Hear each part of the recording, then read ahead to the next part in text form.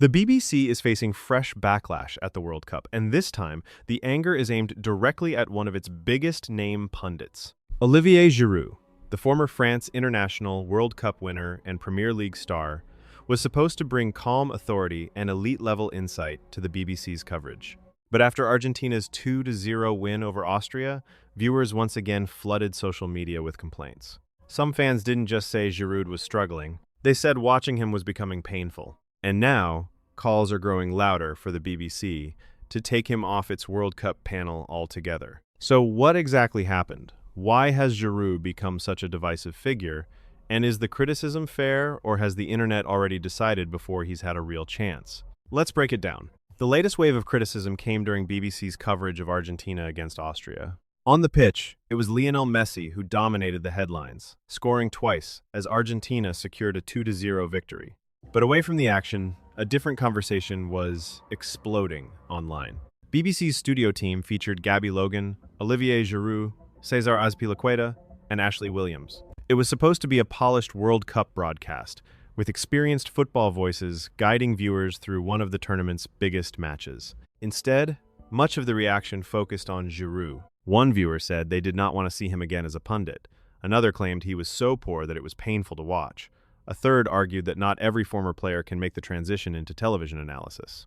The criticism was sharp, direct, and emotional. For some fans, Giroud's calm delivery did not come across as composed. It came across as flat.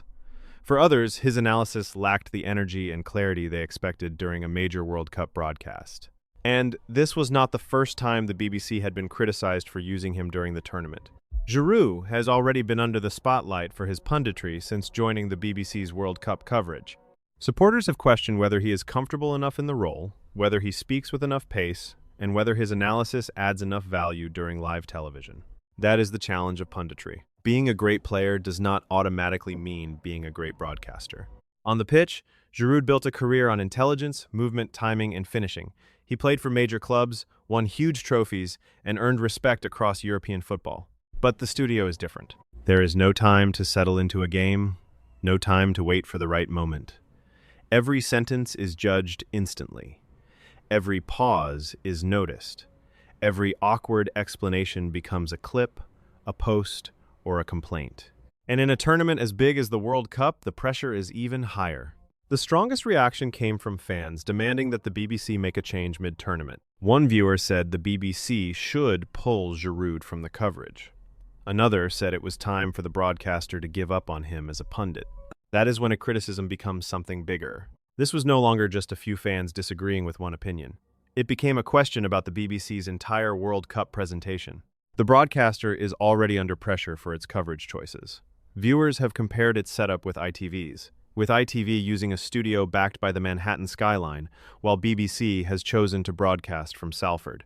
That contrast has become part of the wider debate. And even Gary Lineker, appearing on ITV's coverage, joked about ITV's impressive studio, saying he had wanted to see the set and could confirm it was real. That moment only added more fuel to the comparison between the two broadcasters. So, when Giroud's punditry came under fire again, it landed in a much bigger storm. The BBC is not only being judged on who it puts in the studio, it is being judged on the atmosphere, the presentation, the chemistry, and the entertainment value of the entire broadcast. But here is where the story becomes more balanced. Not everyone agrees with the criticism. Some viewers have defended Giroud, saying he is calm, simple, and efficient in the way he talks about football. Others said they actually like him as a pundit. One fan even argued that although his early appearances were difficult to listen to, he has already become quicker and clearer. That matters. Because this is Giroud's first regular television punditry role, he has appeared on Sky's Monday Night Football before, but this World Cup is a much bigger stage and a far more demanding environment. And Giroud himself sounded excited about the opportunity earlier this month, saying he was looking forward to the new experience and to working with names like Micah Richards and Wayne Rooney. At 39, he is still playing in Ligue 1 for Lille. He is not a retired voice looking back from a distance. He is still connected to the modern game. That could be a strength. But right now, for some BBC viewers, it is not enough. So the BBC has a decision to make. Does it stick with Olivier Giroud and allow him time to grow into the role? Or does the pressure from fans become too loud to ignore? Because at the World Cup, every mistake is magnified. Every awkward moment is replayed. and every pundit is judged almost as fiercely as the players on the pitch.